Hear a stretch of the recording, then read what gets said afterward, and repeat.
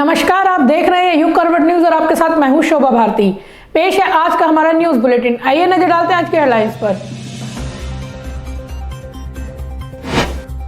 8वें दौर की बातचीत से पहले किसानों ने दिखाई अपनी ताकत। दिल्ली की सीमाओं पर हजारों की संख्या में ट्रैक्टरों के साथ किया मार्च।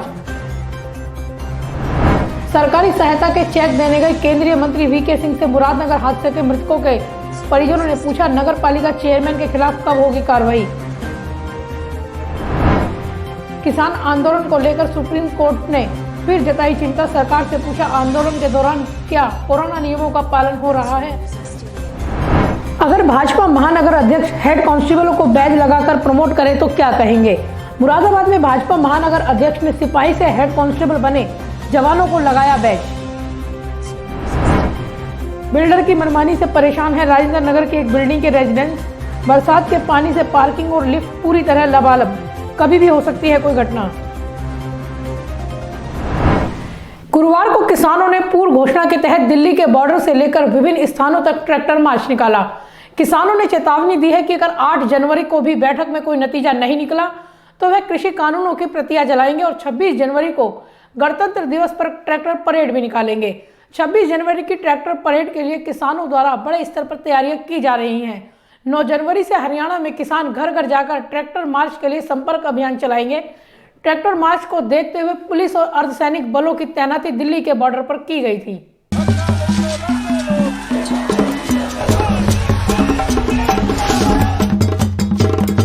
नए कृषि कानूनों के खिलाफ पिछले 43 दिनों से आंदोलन कर रहे किसानों ने गुरुवार को पूर्व घोषणा के तहत दिल्ली के बॉर्डर से ट्रैक्टर रैली निकाली।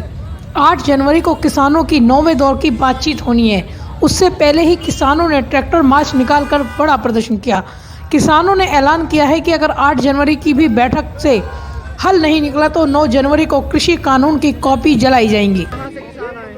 संख्या यही किसान तो हर जगह से आके यहाँ पे बैठे हुए, आपको पता है पिछले हो गए 45 दिन के करीब, तो वही किसान है। आज ये सैकड़ों की संख्या में ट्रैक्टर हैं। और कहा जा रहा था कि उत्तराखंड से भी आज काफी ट्रैक्टर पहुंचेंगे। बहुत ट्रैक्टर रास्ते में मिलेंगे, उनका वेलकम करने के लिए जा रहा हूँ। वो कम से कम भी 700 के करीब ट्रैक्टर वहाँ से आ रहे हैं इकट्ठे। किसानों ने कहा कि आज का ट्रैक्टर मार्च 26 जनवरी के गणतंत्र दिवस के अवसर पर ट्रैक्टर परेड की तैयारी है। इसको लेकर 9 जनवरी से ही हरियाणा में किसान संगठन घर घर जाकर लोगों से संपर्क शुरू करेंगे। 26 जनवरी की ट्रैक्टर परेड का नेतृत्व महिलाएं करेंगी। इसके लिए महिलाओं का दिल्ली के बॉर्डर पर पहुंचना शुरू हो गया है। सरकार को ये संदेश देना चाह रहे हैं कि वो अब 26 जनवरी की हमारी रिहर्सल चल रही है, उसको ही मनवाएंगे या उनका कोई अगला प्लान है। देखिए 4 तारीख की वार्ता विफल होगी, आपको पता होगा। तो ऐसे वार्ता विफल होती रही तो 26 जनवरी की हम तैयारी कर रहे हैं। ये है हमारा, तो हम तो सरकार से निवेदन ही कर सकते हैं कि 26 जनवरी तक ना डालें। उससे पहले अगर कोई हमारे ये तीनों कानून जो काले कानून हैं ये इसके ऊपर कोई होता है तो ठीक है, नहीं तो फिर 26 जनवरी की तैयारी चल रही है। ये कहीं ना कहीं आज किसान सरकार को अपनी ताकत का एहसास कराने के लिए सरकार को ताकत का पूरा एहसास हो चुका है, ऐसी बात नहीं है। फिर भी हम ये आज वो रिहर्सल कर रहे हैं ना। रिहर्सल तो देखिए कोई काम हो, सरकार भी परेड के लिए रिहर्सल तो करवाती है ना, तो हम भी आज वही रूल पे रिहर्सल के लिए निकले हैं। गुरुवार को किसान संगठनों ने दिल्ली के 4 स्थानों से ट्रैक्टर मार्च निकाला। किसान ट्रैक्टर मार्च लेकर कोंडली मानेसर पलवल एक्सप्रेस पर पहुंचे और उसे वहां जाम किया, तो वहीं एक जत्थे ने गाजीपुर से पलवल तक मार्च किया। ट्रैक्टर मार्च को देखते हुए सुरक्षा के कड़े इंतजाम भी किए गए। पुलिस और अर्धसैनिक बलों के साथ पुलिस और प्रशासन के आला अधिकारी मौजूद रहे। ब्यूरो रिपोर्ट, युग करवट न्यूज।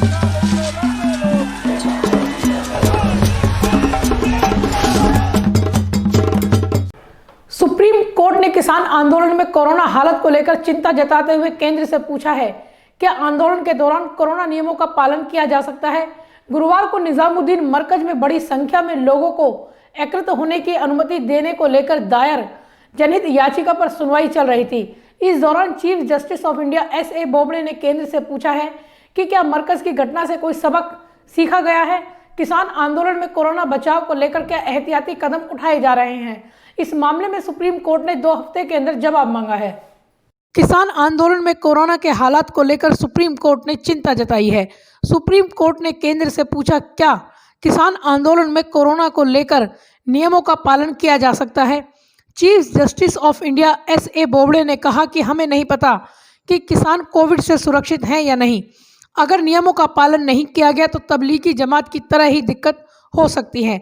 बता दें, निजामुद्दीन स्थित मरकज केस और कोविड लॉकडाउन के दौरान भीड़ इकट्ठा करने की परमिशन देने को लेकर एक जनहित याचिका दायर की गई थी, जिसमें याचिकाकर्ता ने कहा कि सरकार ने निजामुद्दीन मरकज में विदेशी प्रतिनिधियों के साथ बड़ी संख्या में लोगों को इकट्ठा होने की अनुमति देकर लाखों नागरिकों के स्वास्थ्य को खतरे में डाला था। इस याचिका पर सुनवाई करते हुए सुप्रीम कोर्ट ने केंद्र से सवाल किया कि आप हमें बताएं कि क्या हो रहा है। मुझे नहीं पता कि किसान कोविड से सुरक्षित हैं या नहीं। किसानों के विरोध प्रदर्शन में भी यही समस्या उत्पन्न हो सकती है। इस पर सॉलिसिटर जनरल तुषार मेहता ने कहा कि हम हालात के बारे में जानने की कोशिश करेंगे। याचिकाकर्ता के वकील परिहार ने कहा कि मौलाना साद का अब तक पता नहीं चल पाया है। मौलाना साद के ठिकानों के बारे में कोई बयान नहीं दिया गया। इस पर CJI S.A. बोबडे ने कहा कि हम यह सुनिश्चित करने की कोशिश कर रहे हैं कि कोविड नहीं फैले। जारी किए गए दिशा निर्देशों का पालन सुनिश्चित करें। CJI S.A. बोबडे ने केंद्र से पूछा कि विरोध कर रहे किसान क्या कोविड के प्रसार को रोकने के लिए एहतियाती कदम उठा रहे हैं? आपने मरकज की घटना से क्या सीखा? कोरोना से बचाव सुनिश्चित करने के लिए क्या कदम उठाए गए हैं? सुप्रीम कोर्ट ने केंद्र से 2 हफ्ते के अंदर जवाब मांगा है। ब्यूरो रिपोर्ट, युग करवट न्यूज। मुरादनगर हादसे में मृतकों के परिजनों को मुआवजा राशि के चेक बांटने पहुंचे केंद्रीय मंत्री VK सिंह को पीड़ितों के कड़े सवालों का सामना करना पड़ा। लोगों की सबसे ज्यादा नाराजगी पालिका चेयरमैन विकास तेवतिया के प्रति रही। लोगों ने VK सिंह से पूछा है, इस हादसे में EO, JE और सुपरवाइजर के साथ पालिका चेयरमैन भी बराबर के दोषी हैं, फिर उनके खिलाफ कार्रवाई कब होगी? एक महिला ने यहां तक कह दिया कि भले ही ये चेक वापस ले लीजिए, दोषियों को फांसी जरूर मिलनी चाहिए। मुरादनगर हादसे में मृतकों के परिजनों को मुआवजा राशि के चेक बांटने पहुंचे केंद्रीय मंत्री VK सिंह के सामने ही पीड़ित परिजनों ने पालिका चेयरमैन विकास तेवतिया के खिलाफ कार्रवाई की मांग की। सड़क परिवहन एवं राजमार्ग राज्य मंत्री जनरल VK सिंह, विधायक अजीत पाल त्यागी और DM अजय शंकर पांडे के साथ दोपहर करीब 3:30 बजे गंगा विहार कॉलोनी निवासी रॉबिन और प्रमोद के घर पहुंचे। उन्होंने परिजनों को मुख्यमंत्री योगी आदित्यनाथ द्वारा घोषित मुआवजे के 10-10 लाख रुपए के चेक सौंपे। चेक लेते ही रॉबिन की मां रजनी ने कहा कि साहब, भले ही यह चेक वापस ले लो और कोई सुविधा भी हमें न दो, लेकिन इस हादसे के दोषियों को फांसी जरूर मिलनी चाहिए। VK सिंह ने महिला को सख्त से सख्त कार्रवाई का आश्वासन दिया और घर से निकल गए। गली में पहुंचते ही एक और महिला ने VK सिंह का रास्ता रोक लिया और कहा कि इस हादसे में EO, JE और सुपरवाइजर के साथ नगर पालिका अध्यक्ष विकास तेवतिया भी बराबर के दोषी है। फिर पालिका अध्यक्ष के खिलाफ अब तक कार्रवाई क्यों नहीं हुई? इसके बाद केंद्रीय मंत्री बम्बा रोड कॉलोनी में पत्रकार मुकेश सोनी के मकान पर पहुंचे और उनकी पुत्री प्रिया सोनी को मुआवजे का चेक दिया। प्रिया सोनी ने भी VK सिंह से पालिका अध्यक्ष के खिलाफ कार्रवाई की मांग की। इस पर VK सिंह ने आश्वासन दिया कि पूरी घटना की जांच चल रही है, जो भी दोषी पाया जाएगा उसके खिलाफ सख्त कार्रवाई होगी। कई अन्य स्थानों पर भी चेयरमैन के खिलाफ कार्रवाई की मांग उठी। आक्रोशित लोगों ने जनरल VK सिंह से कहा कि यह कैसे संभव है कि नगर पालिका के निर्माण कार्यों में धांधली की जानकारी चेयरमैन को नहीं है। वहीं बम्बा रोड निवासी हादसे में मृतक दिग्विजय की बहन और गंगा विहार कॉलोनी निवासी मृतक नितिन के पिता ने जनरल VK सिंह से नगर पालिका चेयरमैन विकास तेवतिया को मौके पर बुलाने की मांग की। VK सिंह ने एक बार फिर कहा कि पूरे मामले की उच्च स्तरीय जांच चल रही है। इस हादसे में जो भी दोषी होगा उसे कड़ी से कड़ी सजा मिलेगी। ब्यूरो रिपोर्ट, युग करवट न्यूज। मुरादनगर शमशान घाट के हादसे का डर हर किसी को सता रहा है। साहिबाबाद थाना क्षेत्र के राजेंद्र नगर के सेक्टर 10 की एक बिल्डिंग में रहने वाले भी खौफ के साए में रह रहे हैं। बिल्डिंग के पहले तल पर रिजर्व पार्किंग को बिल्डर ने दुकान में बदलने के लिए पार्टीशन कर दिया। विरोध करने पर GDA ने पार्टीशन को ढहा दिया और बिल्डर के 6 अन्य मकानों को सील कर दिया, लेकिन बिल्डर ने सील को तोड़ दिया। अब बारिश का सारा पानी बिल्डिंग की दीवारों और लिफ्ट पर आ गया। लोगों का कहना है कि जल्द ठीक नहीं किया गया तो कभी भी हादसा हो सकता है। मुरादनगर शमशान घाट के हादसे का डर शहर के अन्य जगहों पर भी देखा जा रहा है। साहिबाबाद थाना क्षेत्र के राजेंद्र नगर के सेक्टर 10 की एक बिल्डिंग में रहने वाले लोग इन दिनों खौफ के साए में रह रहे हैं। यह डर बिल्डर ने बना रखा है। बिल्डर की मनमानी से यहाँ के लोग बेहद डरे हुए हैं। मनमानी भी ऐसी कि बिल्डर के लिए न तो यहाँ के रहने वाले लोगों की कोई परेशानी उनके मायने रखती है और ना ही कोई नियम कानून। हम जीडीए से ये चाहते हैं कि वो आकर इस पे संज्ञान लें ताकि अगर कल को कुछ हादसा हो जाए तो उससे ध्यान दे सकें। ये हुआ था, ये जो सील करी हुई दुकानें थी ये ऑनर और बिल्डर के द्वारा इन दुकानों को बेचने की कोशिश की जा रही थी, जिसका हमने लगातार वहाँ पे जीडीए में कंप्लेंट करी है। उनके ऊपर थोड़ा सा दबाव हम लोगों ने ये बोला था कि यहाँ पर जो भी आप ये इलीगल ये दुकानें हैं इसको आप ऐसे सील नहीं कर सकते। उसके लिए हम जीडीए गए हैं। अब जीडीए से हमारा ये निवेदन है या अनुरोध है कि उस पर ये तुरंत कार्रवाई की जाए। जो भी ये नीचे इलीगल दुकानें हैं इन दुकानों को तुरंत से हमें पूरा ये पार्किंग दी। दरअसल राजेंद्र नगर सेक्टर 10 में एक बिल्डिंग के पहले तल को पार्किंग के लिए रिजर्व किया गया था। यहां फ्लैट लेने वालों को बताया गया था कि पहले तल पर पार्किंग होगी, जिस कारण काफी संख्या में लोगों ने 10/95 नंबर की इस बिल्डिंग में फ्लैट लिए थे। लेकिन कुछ समय बाद बिल्डर ने पार्किंग जोन में दुकानें बनाने के इरादे से पार्टीशन डाल दिया। इसके विरोध में बिल्डिंग में रहने वाले लोगों ने बिल्डिंग मालिक के खिलाफ 3 जुलाई 2019 को जीडीए में शिकायत दर्ज कराई थी। रेजिडेंट्स की शिकायत पर जीडीए ने पार्टीशन को आंशिक रूप से गिरा दिया था और बिल्डिंग मालिक के 6 अन्य मकानों को भी सील कर दिया था। 10 जुलाई 2020 को बिल्डर ने मकानों की सील को गैरकानूनी तरीके से तोड़ दिया। अब वे मकानों को गैरकानूनी तरीके से बेचना चाहता है। इसे लेकर बिल्डिंग के फ्लैट ओनर्स ने बुधवार को साहिबाबाद थाने में शिकायत दर्ज कराई। जब से सील तोड़ी गई है तब से बरसात होते ही बिल्डिंग की दीवारों और लिफ्ट में पानी भर जाता है। 6 की 6 फ्लैटों की सील तोड़ दी। उसके बाद में अब लगातार हमारी बिल्डिंग में पानी आया जा रहा है। हम क्या करें? हमने क्या किया, हमने जीडीए में भी अपनी शिकायत दर्ज कराई थी कि हमारी बिल्डिंग में लगातार पानी आ रहा है, जिसकी वजह से हमें परेशानी हो रही है। लिफ्ट में पानी भर जाता है, लिफ्ट बंद हो जाती है, लिफ्ट में बच्चे हमारे चढ़ नहीं पाते लिफ्ट के बिना सीढ़ी से। तो अब हमने लगातार इस तरीके की कंप्लेंट चलती रही।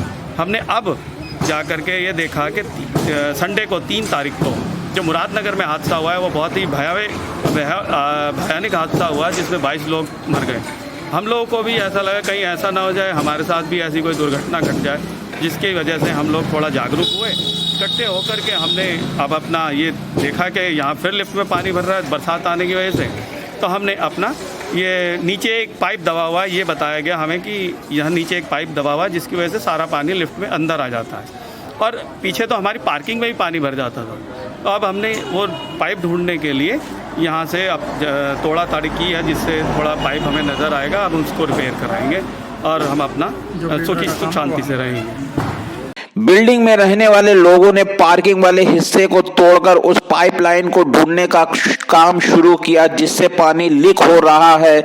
तो बिल्डिंग के मालिक ने उन्हें धमकी दी। जो हमें आज हमने ये कार्रवाई करी है, तो आज ये सुभाष यादव और विनोद यादव, अमरनाथ मित्तल जी आए थे। उन लोगों को हम लोगों के लिए धमकी दी गई थी कि आप लोगों को गाजियाबाद में रहना है या नहीं रहना है, या गाजियाबाद से आपका जी भर गया।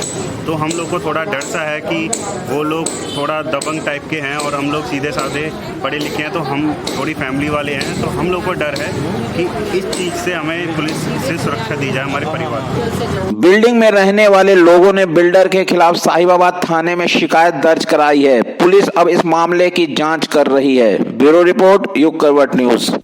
मुरादाबाद में सिपाही से हेड कांस्टेबल बने जवानों को बैज लगाने की एक फोटो सोशल मीडिया में खूब वायरल हो रही है।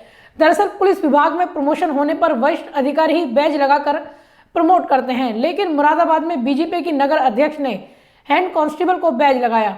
मजे की बात यह है कि इस दौरान वहां डीएसपी भी खड़े बैज लगाते हुए देखे गए। अब सवाल उठ रहा है कि आखिर बीजेपी नेता से किस नियम के तहत हेड कांस्टेबल को बैज लगाया गया। जरा गौर से देखिए इस तस्वीर को। तस्वीर में एक पुलिस कर्मी को प्रमोशन होने पर बैज लगाया जा रहा है, लेकिन यह क्या, यह बैज लगाने वाला कौन है?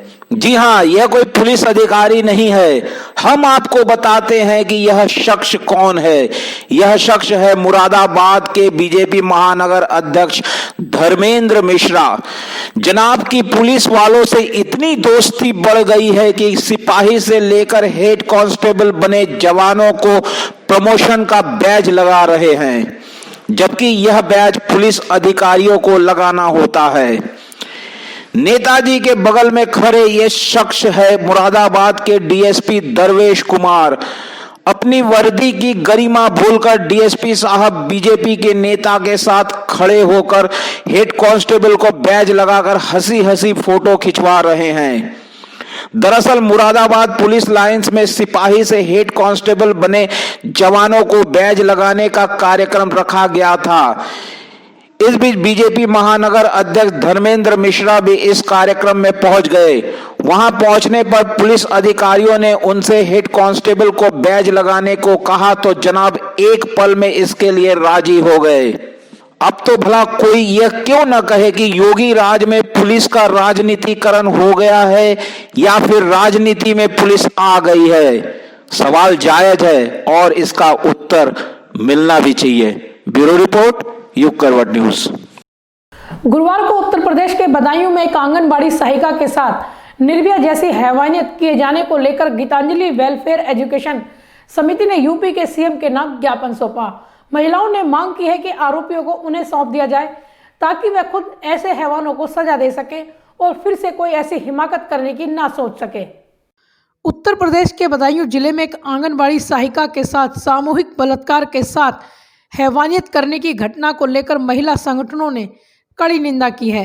इस मामले से आहत गीतांजलि वेलफेयर एजुकेशनल समिति की महिलाओं ने प्रदेश के मुख्यमंत्री के नाम ज्ञापन सौंपकर कड़ी कार्रवाई की मांग की है। आज हम यहाँ कलेक्ट्रेट पे माननीय राष्ट्रपति जी के नाम ज्ञापन देने के लिए आए हैं। अभी जो घटना 5 दिन पहले जो घटना हुई है बदायूं में, एक 50 वर्षीय महिला के साथ गैंगरेप किया और उसको फिर उसके अंदर रोड डाल दी गई, उसकी हत्या कर दी गई। उसके बाद उसको पुलिस प्रशासन ने जो आत्महत्या का रूप देने की कोशिश की, तो उसके विरोध में आज हम यहीं गीतांजलि संस्था की तरफ से सभी महिलाएं राष्ट्रपति महोदय जी को ज्ञापन देने के लिए यहाँ पर आए हैं। वहीं महिलाओं ने कहा है कि कानून सख्त बनाए जा रहे हैं लेकिन उसका कोई असर होता नहीं दिख रहा। ऐसे में ज़रूरत है लोगों की मानसिकता बदलने के लिए बड़े स्तर पर ऐसे कार्यक्रम चलाए जाएं जिससे महिलाओं के प्रति बढ़ रहे अपराधों में कमी आए और बच्चों को घर से ही शिक्षा दी जाए। सबसे पहले तो मैं ये कहूँगी कि हमारी मानसिकता बहुत विकृत हो चुकी है। आजकल जो यूट्यूब वीडियोस और ये सब देख करके बच्चों के दिमाग बहुत ख़राब हो चुके हैं।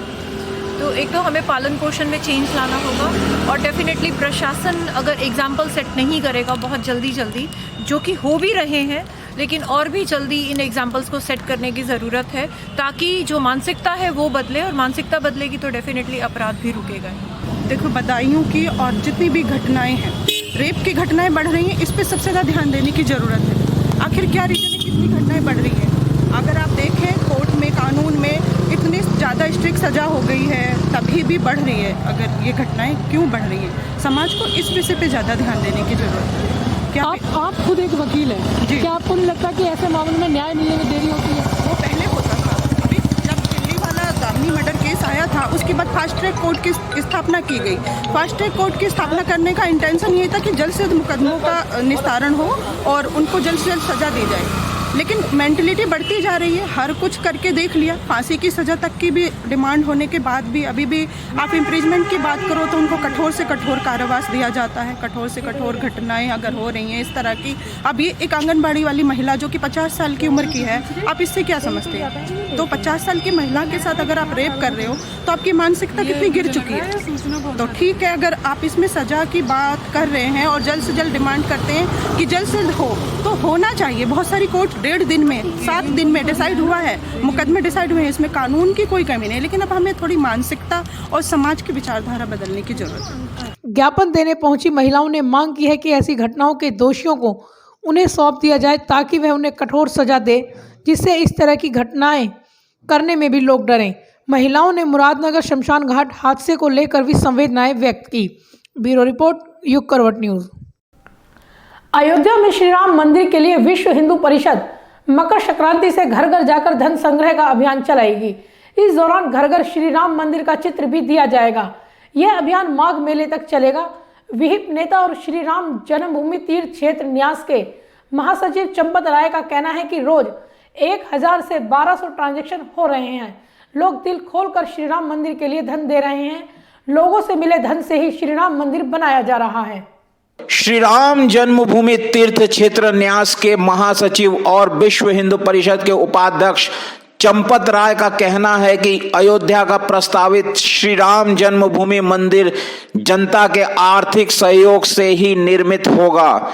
इसके लिए धन संग्रह का कार्य मकर संक्रांति से शुरू किया जाएगा।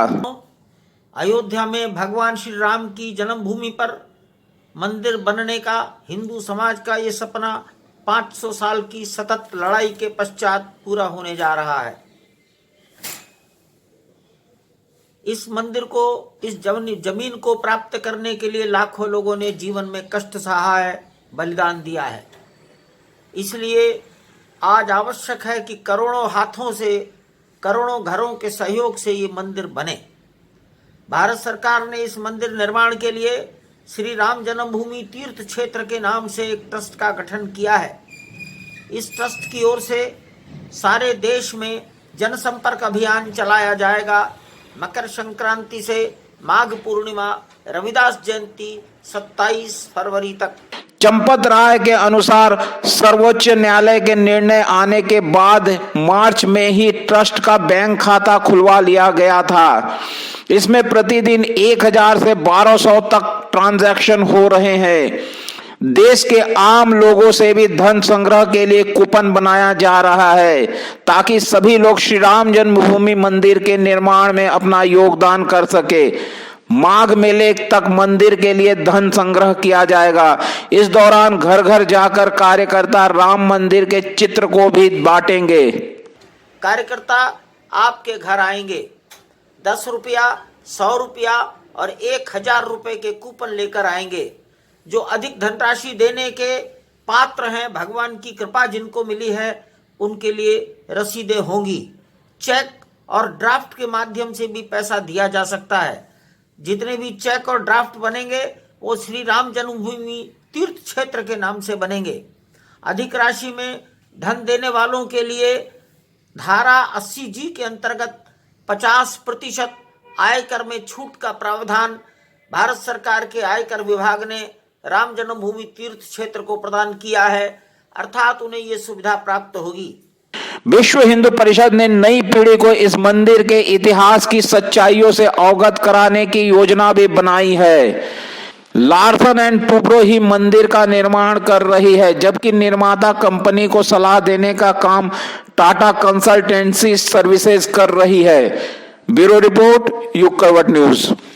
तो फिलहाल आज के लिए बस इतना ही। गाजियाबाद और आसपास की खबरों के लिए देखते रहिए युग करवट न्यूज और विस्तार से खबरों को जानने के लिए पढ़िए युग करवट न्यूज़पेपर। सब्सक्राइब कीजिए युग करवट। नमस्कार।